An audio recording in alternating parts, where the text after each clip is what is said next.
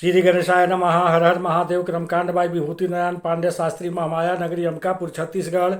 गीता ज्ञान चैनल में आप सबों का हार्दिक स्वागत है। माताओं, बहनों, प्रिय साथियों, आप लोग कैसे हैं? आशा करता हूं कि आप सब अच्छे से होंगे और अच्छा से होना भी चाहिए। तो आज मैं भगवान श्री गणेश और माता सरस्वती के चरण कमलों का वंदना करता हुआ अपनी कक्षा को प्रारंभ करता हूं। तो प्रिय साथियों, आज हमारी जो कक्षा के विषय है वह कुंभ राशि, बादशाहों के बादशाह। तो प्रिय दर्शकों, आप सबों को अपने ही चैनल गीता ज्ञान में मैं हार्दिक अभिनंदन करता हूँ। साथियों, रही मन निज मन संपत्ति बिना, कोई न विपत्ति सहाय, बिन पानी बिन जल जओ, नहीं रवि कर सके बचाए। कहने का तात्पर्य है कि आप बिना संपत्ति के आपका कोई भी साथी इस जीवन में नहीं है। जिस प्रकार से कमल के फूल के सच्चे मित्र सूर्य देवता हैं, मगर बिना पानी के कमल को सूखने से सूर्य देवता भी नहीं बचा सकते। तो आप हमेशा अपने मन में एक चीज़ रखिए, बिना संपत्ति के इस जीवन में कुछ नहीं होना। बिना पैसे और संपत्ति के सब असंभव हो जाएगा। और जो कुंभ राशि है वो असंभव को संभव बनाने वाली ही राशि है। असंभव को संभव कैसे बनाने वाली राशि है? आपको मालूम है कि कुंभ माने घड़ा, और घड़े में क्या है? घड़े से कोई व्यक्ति कुछ फेंक रहा है, यानी कि पानी की धार। वास्तव में कहने का तात्पर्य यह है कि उस कुंभ में अमृत है, और उसी अमृत को राहु देव पी करके अमर हो गए थे। तो अमृत को पीना एक तरह से असंभव को संभव बनाना था।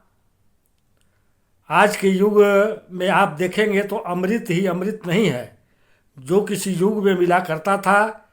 इस युग में आपको जो बेवजह परिपर्क बनाना पड़ेगा। अमृत का तात्पर्य पैसे और संपत्ति से है। अगर आपके पास वो है, संपत्ति, पैसा, धन, तो आप असंभव को संभव बना लेंगे। अगर आपके पास ये नहीं है तो फिर याद रखिए, आप बड़ी बड़ी नैतिक बातें करते रहेंगे, इंसानियत की बातें करते रहेंगे। मुझे अपने ने धोखा दिया, मुझे उसने धोखा दिया, मेरे लिए वो कुछ नहीं किया, मेरी तो किस्मत खराब है, शासन बेकार है, दुनिया भर का दोष आप देते रहेंगे। लेकिन इससे पहले कुछ भी होने वाला नहीं है, यह मैं कह देना चाहता हूँ। तो साथियों, आज की इस वीडियो में आपको बताऊंगा कि कुंभ राशि में अमृत की ताकत क्या है। यदि आप कुंभ राशि के हैं तो आपको अमीर बनने के लिए, धनी बनने के लिए, अमृत पान करने के लिए क्या क्या करना पड़ेगा। तो अब इस वीडियो को अंतिम तक देखने का कष्ट करें।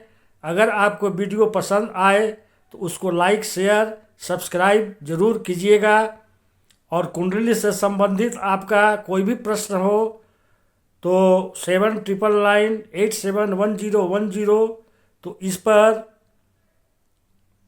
आप व्हाट्सएप भी कर सकते हैं, और इसमें शुल्क लागू रहेगा। साथियों, तो आपको मालूम है जो कुंभ है, जो घड़ा है, अगर आप पुराने में आप देखें, अब तो फ्रिज चल गया है। पहले घड़े में ही पानी रखा जाता था, यानी कि घड़ा एक तरह से ठंडे चीज़ का प्रतीक है।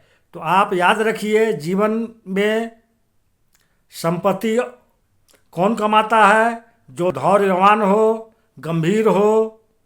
ठंडे का तात्पर्य धैर्यवान और गंभीर से है। जो बहुत जल्दी हाइपर में नहीं होता, तो बहुत जल्दी अपना धैर्य नहीं खो देता हो।